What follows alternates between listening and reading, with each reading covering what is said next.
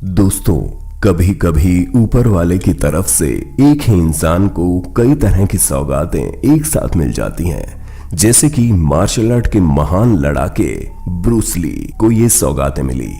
Bruce Lee न सिर्फ एक महान मार्शल आर्ट के दिग्गज फाइटर थे, बल्कि वो एक अभिनेता, निर्माता, निर्देशक, पटकथा लेखक, जीत कुनहो मार्शल आर्ट के संस्थापक भी थे।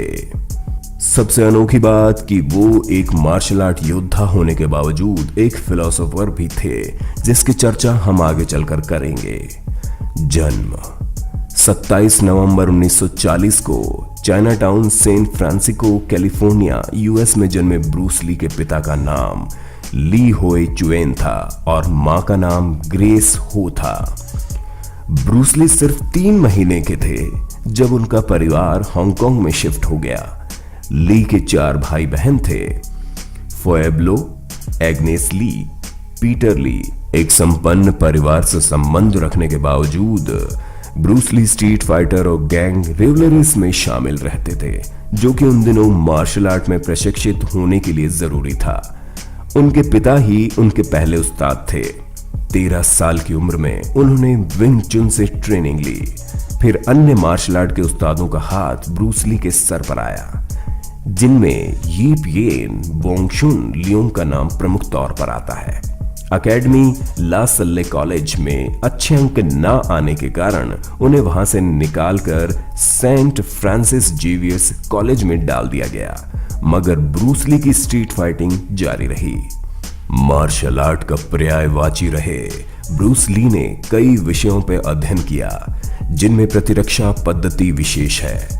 कई यादगार फिल्में देने वाले ली एंटर द ड्रैगन के रिलीज होते ही रातों रात हॉलीवुड के सबसे महंगा सितारा बन गए।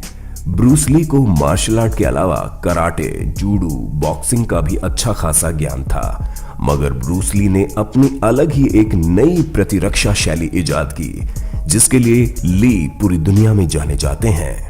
ब्रूस ली ने the Green Hornet TV serial के 26 एपिसोड में काम भी किया, जबकि Bruce Lee Ruby Chow's restaurant में लिव इन में वेटर का काम भी करते थे। फिल्म अभिनेता होने के साथ साथ वो मार्शल आर्ट पे नए नए प्रयोग करते रहे। उनका महज 1 इंच की दूरी से मारा गया पावरफुल पंच विश्व विख्यात है। ब्रूस ली बहुत ही कठोर अभ्यास किया करते थे। वो रोज 5000 पंच का अभ्यास करते थे और बाकी के अभ्यास अलग। उपलब्धियां: ब्रूस ली का नाम टाइम मैगजीन में 20वीं सदी के सबसे प्रभावशाली लोगों की सूची में शामिल है। 2013 में उन्हें प्रतिष्ठित फाउंडर अवार्ड से भी सम्मानित किया गया और इसी साल लॉस एंजलिस में चाइनाटाउन में उनकी 7 फुट की प्रतिमा का आवरण किया गया। उनको मिले फिल्मी अवार्ड्स की संख्या तो अलग है। रोचक तथ्य: आपको जानकर हैरानी होगी कि उनके सख्त मसल्स के पीछे एक कोमल दिल धड़कता था। जी हाँ, ब्रूस ली कविताएं भी लिखते थे और इस कला में भी वो खूब थे। 18 साल की उम्र तक उन्होंने 20 फिल्मों में काम कर लिया। ब्रूस ली एक महान चाचा डांसर के रूप में भी जाने जाते थे। उन्होंने इस डांस विद्या में 1958 में एक चाचा प्रतियोगिता भी जीती थी। ब्रूस ली की आखिरी फिल्म गेम्स ऑफ डेथ में उनके वास्तविक अंतिम संस्कार के दृश्य शामिल हैं, जिसमें वो ताबूत के अंदर थे।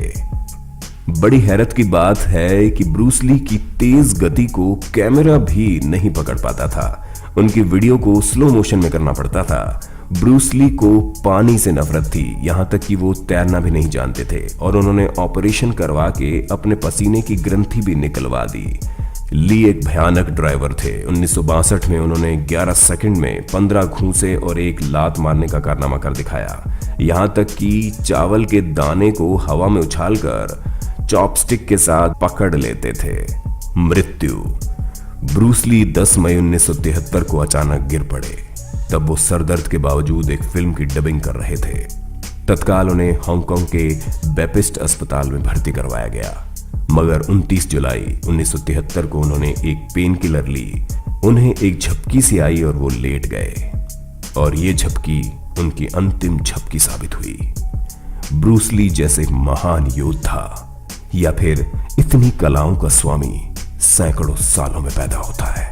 ये ब्रूस ली का ही प्रभाव था कि हम लोग बचपन में गर्म रेत में अपनी उंगलियां चलाकर उन जैसा ही मजबूत बनना चाहते थे, मगर हम ये बात भूल गए कि ब्रूस ली बनने के लिए सालों की तपस्या, बरसों की लगन, अनगिनत वर्षों का समर्पण चाहिए।